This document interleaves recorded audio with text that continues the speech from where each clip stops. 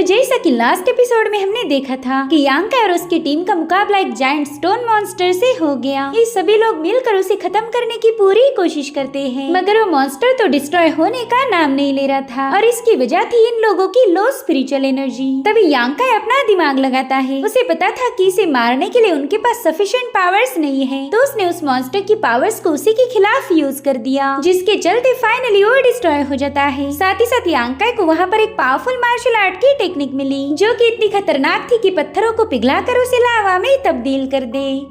अब आगे तो इस एपिसोड की शुरुआत में हम देख पाते हैं कि यांका ने अपनी नई मिली मार्शल आर्ट टेक्निक का यूज करते हुए एक पत्थर को लावा में बदल दिया है। नियोंग को तो ये सब देखकर काफी ज्यादा गुस्सा आ रहा था। वहीं पर लान भी इस मार्शल आर्ट को देखकर काफी ज्यादा इम्प्रेस हो गई। साथ ही साथ उसे यांका के लिए भी खुशी थी। वो यांका से कहने लगी कि तुम्हारी ये टेक्निक तो वाकई कमाल की है, इसका यूज करके तो तुम एक स्ट्रॉन्गेस्ट अपोनेंट को भी शिकस्त दे सकते हो। अब लान के मुँह से यांका के लिए तारीफें सुनकर नियोंग तो जल जल कर राख होने लगा। वो सोचता है कि यांका कल्टीवेशन में लो होकर भी हर बार स्पॉटलाइट में आ जाता है, इसलिए वो डिसाइड करता है कि वो यांका को जल्दी मसल के खत्म कर देगा। जिसके बाद ये लोग वहाँ के फॉरेस्ट को एक्सप्लोर करने लगे। वहीं पर नियोंग के चेहरे पे अभी भी 12 बजे थे और उसी वक्त यांका की नजर पड़ी कुछ फुटप्रिंट्स पर। वो कहने लगा कि काफी सारे कल्टीवेटर्स इसी दिशा में गए हैं, पता नहीं वहाँ अंदर क्या होगा। और तभी उन्हें बहुत ही खतरनाक साउंड वेव सुनाई देने लगी, जिससे इन सबको काफी ज्यादा तकलीफ हो रही थी। लान को तो कुछ भी समझ नहीं आ रहा था कि ये साउंड वेव इतनी पावरफुल कैसे हो सकती है। तभी जुआओ बताने लगा कि दरअसल इसे रोयर स्ट्राइक कहा जाता है और ये सीधा अपने दिल पर अटैक करती है और जरूर से 5वीं रैंकिंग के फ्लेम-आइड गोल्डन बीस्ट की आवाज थी।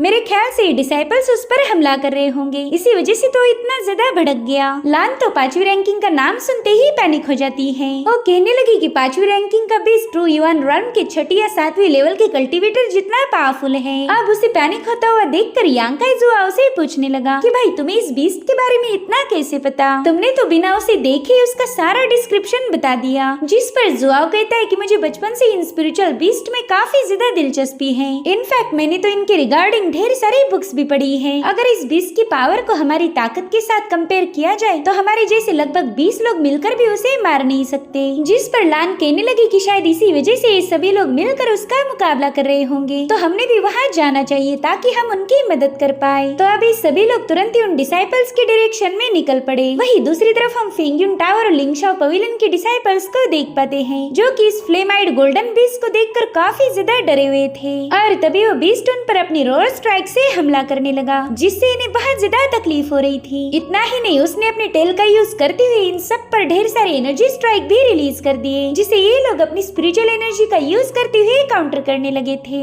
लेकिन वो अकेला बीस्ट इन सब पर भारी पड़ जाता है। वहीं पर लिंगशाओ पवेलियन के होंगचिन का पूरा ध्यान फेंगयुन टावर के ट्रू डिसाइपल फेंग पर था। उसे समझ आता है कि ये बंदा हद से ज्यादा पावरफुल है। अब फेंग ने अपनी एनर्जी बॉल से उस बीस्ट पर जोरदार अटैक कर दिया, मगर वो बीस्ट उसे आसानी से काउंटर कर देता है। उल्टा उसने ही फेंग पर हमला कर दिया था, जिसके चलते फेंग घायल होकर काफी दूर पटक जाता है। इधर होंगचिन का पूरा ध्यान फेंग पर था, तो उसे डिस्ट्रैक्ट होता हुआ देखकर उस बीस्ट ने उसे ही निशाना बना दिया। उस बीस्ट के एक ही अटैक में होंगचिन की हालत काफी ज्यादा खराब हो गई थी। साथ ही साथ उस गोल्डन आई बीस्ट ने होंगचिन के सभी लोगों को इधर उधर पटकते हुए वो सीधे होंगचिन को खत्म करने के लिए आगे बढ़ता है। तो होंगचिन ने जल्दी से अपनी एनर्जी से उस बीस्ट के मुंह पर हमला करते हुए खुद को बचा लिया, मगर इस बार वो मरते मरते बच गया था। अब उस बीस्ट को डिस्ट्रैक्ट होता हुआ देखकर उसका फायदा फेंग ने उठा लिया। वो तो बड़ी ही चालाकी से सीधा उस बीस्ट की पीठ पर सवार हो गया था और फिर वो अपने पावरफुल ब्लेड से उस बीस्ट को स्टैब करता है। उसका ये अटैक काफी ज्यादा स्ट्रॉन्ग था, जिसके चलते वो बीस्ट दर्द के मारे झटपटाने लगा। अब उस बीस्ट को कुछ भी करके फेंग से पीछा छुड़ाना था, इसलिए वो गोल गोल घूमते हुए फेंग को नीचे पटकने की कोशिश करने लगा। इधर उस बीस्ट को इतना गुस्से में देखकर वहाँ मौजूद डिसाइपल्स भी इधर उधर भागने लगे, मगर उनकी इस कायरो वाली हरकत को देखकर फेंग काफी ज्यादा भड़क गया, क्योंकि इनके डर ने उस बीस्ट को खत्म करने का एक अच्छा मौका गवा दिया था। अब फेंग भी जल्दी से उस बीस्ट से दूर हट जाता है, जिसके बाद वो एक बार फिर से अपनी पावर को गैदर कर उसकी तरफ भागने लगा। लेकिन उस बीस्ट ने बड़ी ही चालाकी से फेंग के अटैक को काउंटर कर लिया था जो देखकर होंगचिन फिंग का मजाक उड़ाने लगा। ओके फिंग, मैंने तो तुम्हारी काफी सारी तारीफें सुन रखी थी। तुम तो फिंगयुन टावर के एक काबिल डिसाइपल माने जाते हो, मगर आज पता चला कि वो सब तो अफवाहें हैं। इनफैक्ट तुम तो इस बीस्ट को मारने के लिए मेरे साथियों का एज अ बेट यूज कर रहे हो, जो कि मुझे बिल्कुल भी मंजूर नहीं। तुम इस तरह से मेरी लिंगशा पवेलियन का अपमान नहीं कर सकते।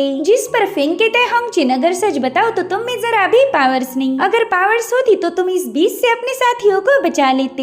इनफैक्ट तुम्हारे लिंगशा पवेलियन में अगर कोई काबिल डिसाइपल है तो वो है शुआन। बाकी तुम सबके सब तो नमूने हो। अगर दूसरों पर ब्लेम करने की बजाय तुम अपनी मार्शल आर्ट पर फोकस करते तो आज तुम पर ये टाइम नहीं आता। अगर तुम वाकई इस बीस्ट का मुकाबला नहीं करना चाहते तो चुपचाप से यहाँ से चले जाओ। खुद को इतना जलील करने की कोई जरूरत नहीं। होंगचिन तो फिंग की बातें सुनकर काफी ज्यादा भड़क गया था, मगर वो फिंग पर अटैक करना अफोर्ड नहीं कर सकता। वो दिल में कहने लगा कि अगर मैं तेरे जितना पावरफुल होता तो अभी तक तो मेरे हाथों मारा जाता। इधर फिंग के साथ ही उस बीस्ट पर मुसलसल हमले कर रहे थे। तब तक लान और डूशियन भी वहाँ पर आ जाती है। डूशियन तो अपने फैक्शन के लोग देखकर तुरंत ही उनकी मदद करने चली गई। वहीं पर नियोंग भी होंगचिन को सपोर्ट करने चला गया। यहाँ पर लान होंगचिन की मदद नहीं करना चाहती थी, मगर अब इस मुसीबत के वक्त पर उसे उसका साथ देना ही पड़ेगा। अब बाकी बचे जुआ और यांकाई। जुआ कहने लगा कि यहाँ पर तो मेरे ब्लड बैटल गैंग का कोई भी डिसाइपल नहीं और ये लोग मुझे टीम में नहीं लेंगे। इधर होंगचिन लान और नियोंग को देखकर काफी ज्यादा खुश हो गया। वो कह रहा था कि अब मेरे पास लिंगशा पवेलियन के 2 जीनियस डिसाइपल आ चुके हैं। अब मुझे इन फालतू लोगों से डरने की कोई जरूरत नहीं। और तभी वो देखता है कि फिंग के पास भी एक लड़की पहुंच चुकी है, मगर उसे पूरा यकीन था कि ये बंदी बिल्कुल पावरफुल नहीं होगी। और तभी होंगचिन की नजर पड़ी यांकाई पर। वह यांकाई को देखते ही उसके खून में आग लग जाती है। उसे समझ नहीं आ रहा था कि यांकाई यहाँ पर क्यों आया होगा।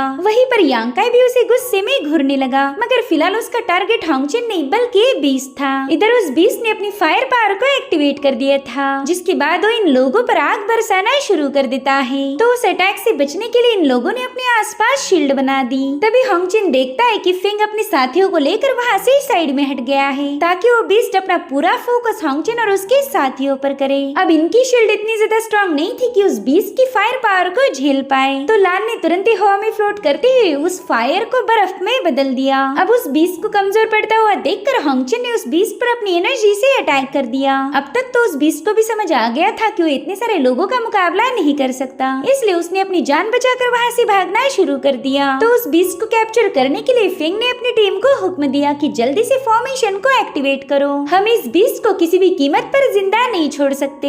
तो फिंग के सभी जूनियर डिसाइपल्स ने तुरंत ही जाकर उस बीस्ट को चारों ओर से घेर लिया, जिसके बाद उस सभी लोग मिलकर अपनी अपनी पावर्स को एक्टिवेट करते हुए वहाँ पर फॉर्मेशन क्रिएट करना शुरू कर देते हैं। उस फॉर्मेशन के एक्टिवेट होते ही वो बीस्ट उनकी एनर्जी में बुरी तरह से जकड़ गया था। वो बीस्ट झटपटाते हुए खुद को आजाद करने की पूरी कोशिश करता है, मगर इस फॉर्मेशन को ब्रेक करना काफी ज्यादा मुश्किल है। जब तक इनमें से एक डिसाइपल पीछे नहीं हटेगा तब तक इस फॉर्मेशन को ब्रेक करना इम्पॉसिबल है। वहीं पर होंगचिन कह रहा था कि हम किसी भी कीमत पर फिंगयुन टावर के लोगों को इस बीस्ट को मारने का क्रेडिट नहीं लेने दे सकते। आफ्टर ऑल मैंने ही उस बीस्ट को घायल किया था। जिस पर नियोंग कहता है, सीनियर होंगचिन आप बिल्कुल फिक्र मत कीजिए, मैंने हाल ही में एक नई मार्शल आर्ट टेक्निक को मास्टर किया है, जिसका यूज करके इस बीस्ट को खत्म करने में मैं आपकी मदद करूंगा। अब वो देखता है कि ये बीस्ट तो पूरी तरह से ट्रैप्ड है, तो उसे मारने का इससे अच्छा मौका इन्हें नहीं मिलेगा। इसलिए नियोंग ने जल्दी से अपने विप को समन कर लिया। वेल इस विप में थंडर की बेशुमार पावर थी और उसी का यूज करते हुए नियोंग ने उस बीस्ट पर अटैक कर दिया, मगर उस बीस्ट को मारने के चक्कर में वो डूशियन को भी बुरी तरह से घायल कर देता है। डूशियन इस अटैक की वजह से काफी दूर पटक गई थी, साथ ही साथ उसका फॉर्मेशन पर का होल्ड भी निकल जाता है, जो देखकर नियोंग समझ जाता है कि उसने स्टाइल मारने के चक्कर में बहुत बड़ी गलती कर दी। उस फॉर्मेशन के जरा सा कमजोर होते ही उस बीस्ट ने तुरंत ही खुद को आजाद कर लिया, जो देख फिंग को डूशियन पर काफी ज्यादा गुस्सा आ जाता है। वो कह रहा था कि वाकई लड़कियां किसी काम की नहीं होती, तुमने मेरी मदद करने के बजाय मेरे सारे प्लान को ही बर्बाद कर दिया। अब ये सभी लोग देखते हैं कि वो भी डूशियन पर अटैक करने के लिए रेडी हो रहा है, मगर कोई भी डूशियन को बचाने के लिए आगे नहीं बढ़ता। तो उसी वक्त यांकाई बीच में कूद गया। उसने अपनी नई सीखी मार्शल आर्ट का यूज करते हुए इस बीस्ट के मुंह पर एक जोरदार हमला कर दिया, जिसके चलते वो बीस्ट गुस्से में बौखला जाता है। अब वो सीधे डूशियन की तरफ भागने लगा, तो यांकाई ने जल्दी से डूशियन को उठाकर साइड में हटा दिया। तभी होंगचिन यांकाई को उस बीस्ट को कैप्चर करने का हुक्म देता है। वो कह रहा था कि तुम्हारी वजह से वो बीस्ट यहाँ से भाग निकला, अगर तुम इस फिंगयुन टावर की लड़की को नहीं बचाते तो हम सब मिलकर उसे खत्म कर सकते थे। बस एक बार हम यहाँ से लिंगशा पवेलियन वापस जाए। जाए, फिर देखना मैं तुम्हें इस क्राइम की कैसी पनिशमेंट दूंगा। भले ही होंगचिन यहाँ पर कुत्ते जैसा भौंक के जा रहा था, मगर यांकाई उस पर कोई तवज्जो नहीं देता। तभी फेंग कहने लगा कि मेरे ख्याल से हमें इस गोल्डन आई बीस्ट के पीछे जाने की जरूरत नहीं। मेरे इस छोटे भाई ने उसे बुरी तरह से घायल किया है, इसलिए वो यहाँ से ज्यादा दूर जा नहीं सकता। बस एक बार मुझे उस बीस्ट की ट्रैक मिल जाए, फिर हम उसे आसानी से कैप्चर करेंगे। साथ ही साथ होंगचिन को ताना मारते हुए कहने लगा कि तुम तो नाम के ही लीडर हो। मेरे ख्याल से ये बंदा तुम्हारे सेक्ट का ट्रायल डिसाइपल है, लेकिन ये तो तुमसे भी ज्यादा बहादुर निकला।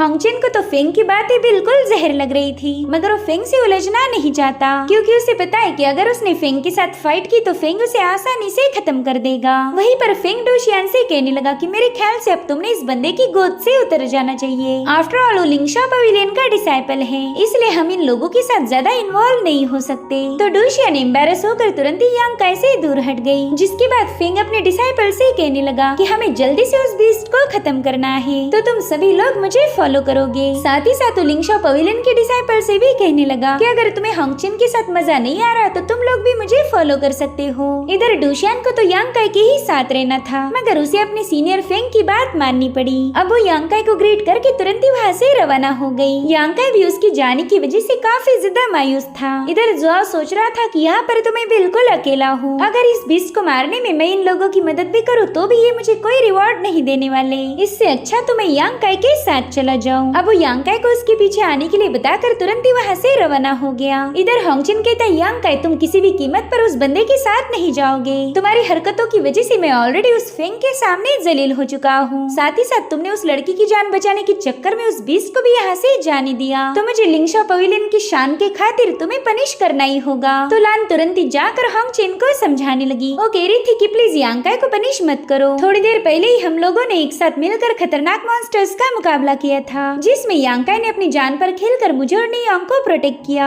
हमारी टीम में डोशियान भी शामिल थी, तो यांकाई ने बस दोस्ती निभाने की खातिर उसकी जान बचाई है। मगर नियोंग कहते ना तुम बिल्कुल गलत हो, बल्कि यांकाई तो उस लड़की को पसंद करता है। साथ ही साथ होंगचिन से कह रहा था कि प्लीज इसे पनिश कीजिए, वरना आगे चलकर ये हमारे सेक्ट को धोखा देगा। अब यांकाई के एक नजर देखते ही वो बंदा तुरंत ही होंगचिन के पीछे जाकर छुप जाता है। वहीं पर यांकाई कहने लगा कि होंगचिन मुझे फंसाने की कोशिश करना छोड़ दो, तुमने मुझे और सीनियर शिया को मारने के लिए दुश्मनों को हमारी लोकेशन के बारे में टिप दी थी। सच बताओ तो एल्डर मिंग की वजह से ही हम लोग जिंदा बच पाए। अब तो सेक्ट में वापस जाने के बाद मैं तुम्हारी सारी हरकतों को रिपोर्ट करने वाला हूँ। जिसके बाद यांकाई तुरंत ही वहाँ से रवाना हो गया। हालांकि लान उसे रोकने की पूरी कोशिश कर रही थी, मगर यांकाई उसकी एक नहीं सुनता।